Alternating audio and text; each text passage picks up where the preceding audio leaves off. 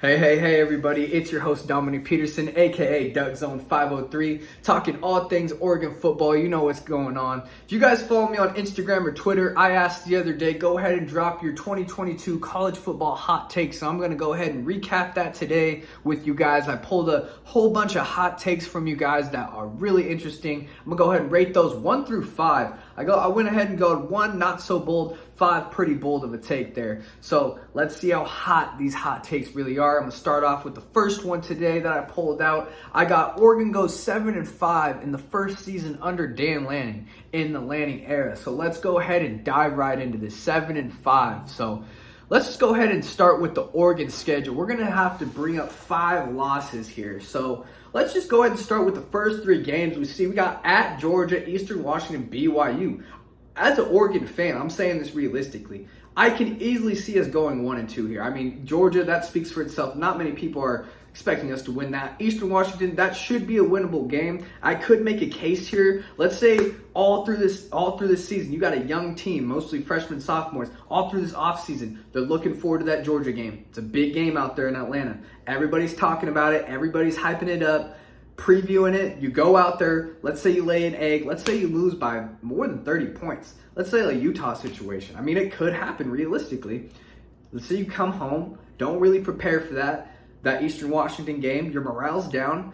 Those guys could come out and shock you. You never know. Now, do I expect that? No, that would be a really bold take, and that's not the take we're covering here. They're saying 7-5. So in the first 3 games, and you got BYU up next, they went 5-0 against the Pac-12 last year. They're not no pushover. That's going to be a really great game. So I can easily see 1 and 2 start for Oregon, no doubt. So there goes that. At Washington State. Have you seen the last few times Oregon's been at Washington State? They got the win last season for sure. But before that, Washington State was a thorn in Oregon's side. Stanford. Did you think Oregon was supposed to beat Stanford last year? Well, let me tell you, it didn't. Stanford shocked Oregon again, and this happens more than you think. Stanford just coming off a really strong recruiting class in the conference. You never know what's going to happen. Oregon's at home. Don't expect a loss there. You go at Arizona. Talk to Duck fans. Always going to these Arizona schools. Doesn't matter how good they are, how bad they are. Going to the desert is never fun for Duck fans. You got UCLA, one of the better offensive teams in the Pac-12 conference. Gonna be really hard to hold them off. It's been a very tight-knit game the last 2 years. Okay, at Autzen. You had that pick return at halftime. That was crazy. Won the game pretty much for you.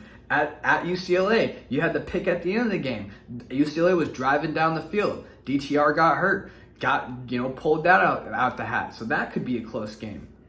At Cal, it's an October 29th game right before Halloween. You don't think Berkeley's going to be fired up for that? Now, not the hardest place to play, nor do I expect Oregon to lose, but you get these little situations here that you don't really think about when you first glance at the schedule and you go, oh crap. And then we got Washington at home, heated rivalry. Oregon won last year. Wasn't as big as a poll way as everybody likes to think it really was. I mean, it was a rainy game, sluggish game, defensive game, but 10 points, up 10 points in the fourth. I mean, that's a close game. Utah, that speaks for itself. Lost twice, pretty handily. That's going to be a very tough game for Oregon.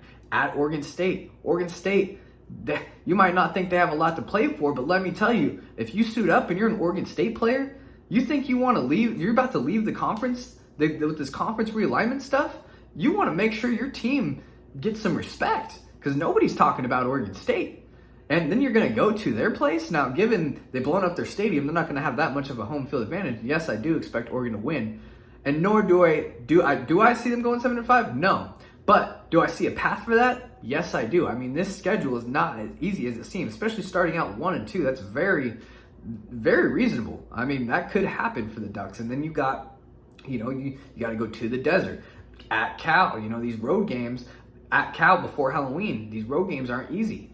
At Washington State to start things out. So it's not as easy as it seems. I'm going to go ahead and rate this bold take at the very end here. I'm going to go ahead at 1 out of 5. I'm going to go ahead and give it a 3. So bold take grade is a 3 for me, 1 through 5. It's not so bold as many Oregon fans might think. They go 7-5. They go, what? No way. I could see it. You add that on top of first-year head coach Dan Lanning, yes, he led Georgia to some of the best defenses in the past 3 years, but does that resonate to being a good head coach? I mean, you're the head man now. You don't only just have to focus on the defense. You gotta focus on your whole coaching staff, your players, your culture. It's not as easy as it seems. And it might take a year or two to really get the system he really wants running here. So I see Oregon on the up and up. I see the recruiting happening. Do I see 7-5? No, that's why I'm giving it a 3. It is pretty bold, but not as bold as many people might grade this at first. And I asked my audience on Instagram, go ahead and grade this 1 through 5. A lot of you guys voted this out of 5. So not as bold as people might think. I mean, you got a first-year head coach. Not only on top of that, you got a first-year coaching staff altogether. So do I think that Oregon's going to go 7-5 and these coaches are going to... I think these coaches are better than that. I definitely think Oregon's more realistic for a 9-3, 10-2 type of season. But 7-5, don't be surprised, Duck fans, if that happens.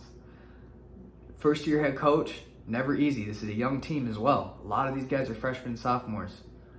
Just be prepared, Ducks. Rate this a 3. If you guys like this hot take series, go ahead and leave the thumbs up, subscribe, follow me on Instagram, Twitter.